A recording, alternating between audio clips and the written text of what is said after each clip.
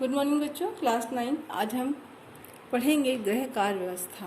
बच्चों, गृह कार्य व्यवस्था इससे पहले के पाठ गृह व्यवस्था से ही संबंधित है।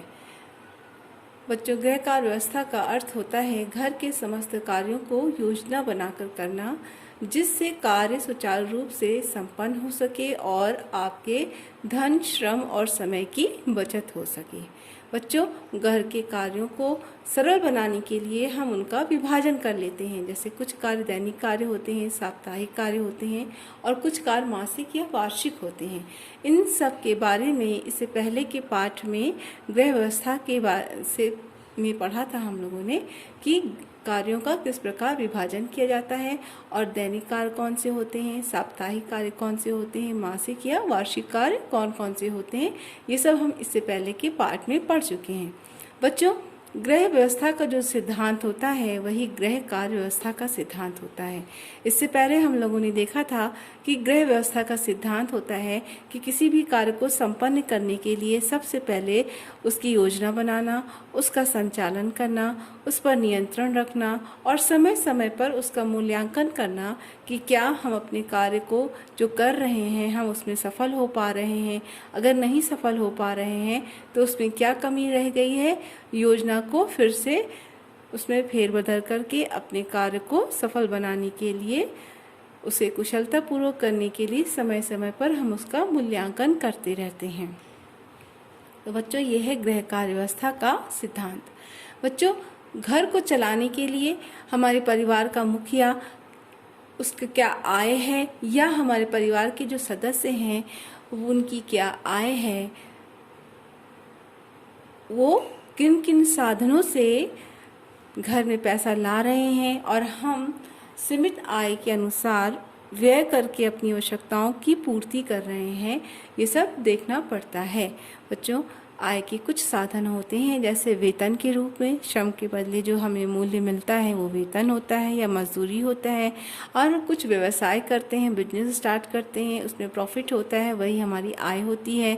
या फिर हमने कुछ अगर पूंजी किसी को उधार दे दिया है, बदले में हमें ब्याज मिल रहा है, वो भी हमारे आय का एक साधन होता है। या किसी ने उपहार में हमें कोई चीज़ दे दी, या पेंशन हमारे दादा दादी या हमारे माता पिता को अगर पेंशन मिल रहा है, वो भी हमारे परिवार के आय का साधन होता है।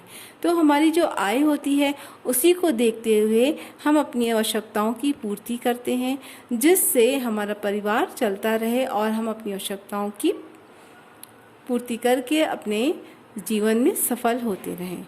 बच्चों, घर को चलाने वाली जो गृहिणी होती है उसका कुछ कर्तव्य होता है।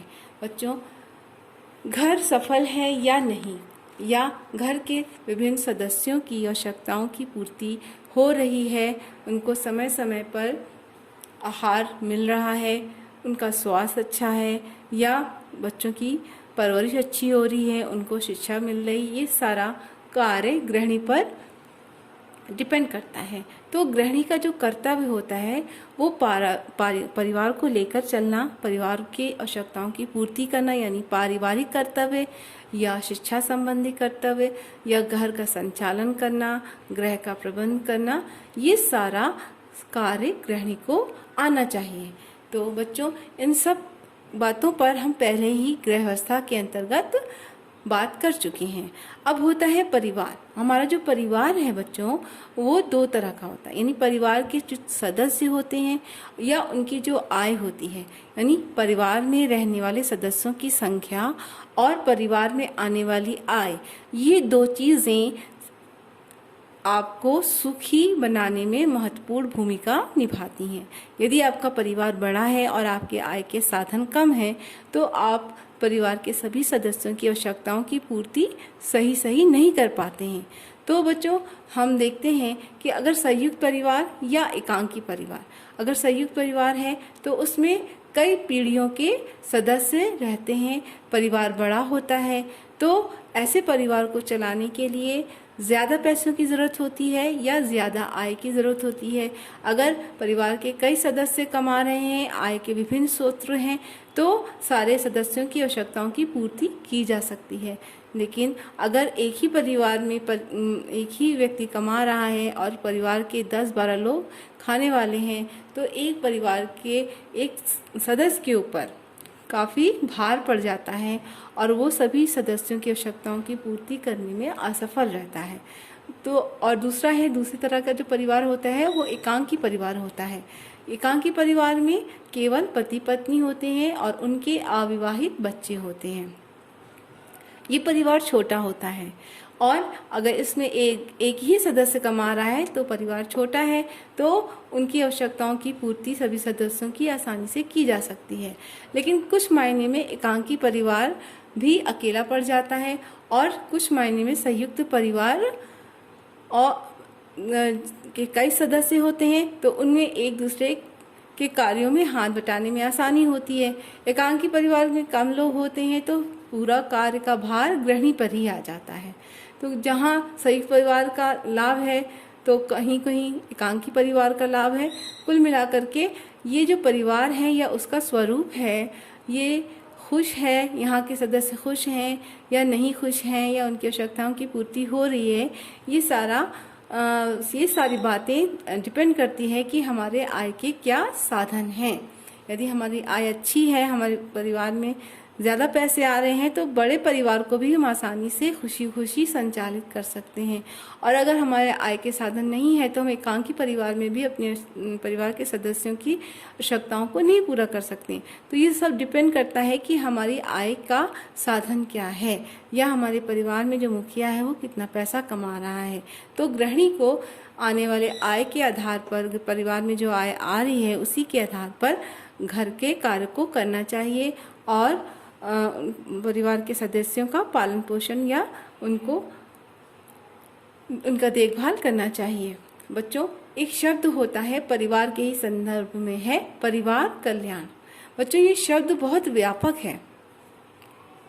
परिवार कल्याण शब्द बहुत व्यापक होता है, लेकिन यहाँ पर परिवार कल्याण को सिर्फ हम परिवार के संदर्भ में ही देख रहे हैं, यानी परिवार के विभिन्न सदस्यों की आवश्यकताओं की पूर्ति के रूप में ही हम परिवार कल्याण नामक शब्द को देख रहे हैं।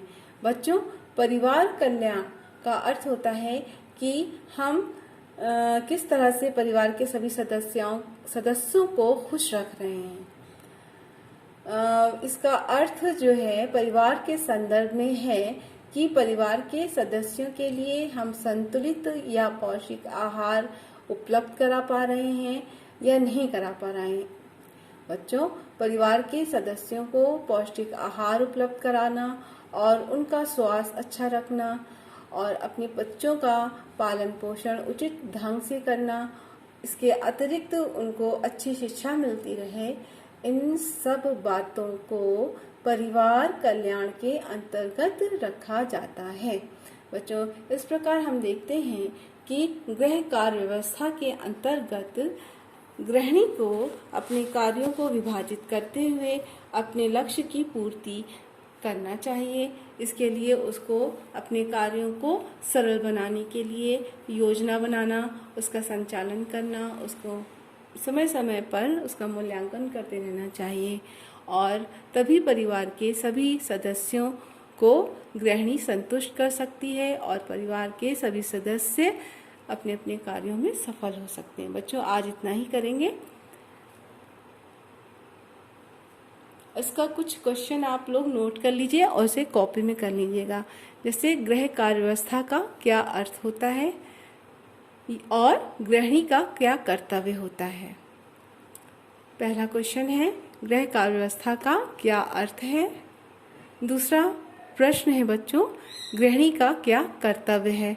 तो गृह कार्य व्यवस्था का बच्चों अर्थ होता है घर के समस्त कार्यों को आसानी से करना या घर के समस्त कार्यों को योजना बनाकर करना ही गृह कार्य व्यवस्था है। और गृहिणी का क्या कर्तव्य है आप पढ़ा चुके हैं कि परिवार के विभिन्न कर्तव्य जैसे बच्चों को शिक्षा का प्रबंध करना, घर के समस्त कार्यों को संचालित करना इत्यादि, इसका विवरण हम पहले भी गृह कार्य व्यवस्था या व्यवस्था के अंतर्गत हम दे चुके हैं बच्चों। इससे पहले के पाठ में भी हमने गृहिणी के कर्तव्य के बारे में बताया था। और इसके अतिरिक्त एक क्वेश्चन और आप लोग नोट कर लीजिए कि भारतीय परिवार कितने प्रकार का होता है। बच्चों, भारतीय परिवार दो तरह का होता है, संयुक्त परिवार और एकांकी परिवार। संयुक्त परिवार में कई पीढ़ियों के सदस्य रहते हैं। एकांकी परिवार में केवल पति पत्नी और अविवाहित बच्चे होते हैं। ठीक है बच्चों, ये तीनों प्रश्न अपनी कॉपी में करके रखिएगा। जब स्कूल खुलेगा तो हम लोग उसको देखेंगे।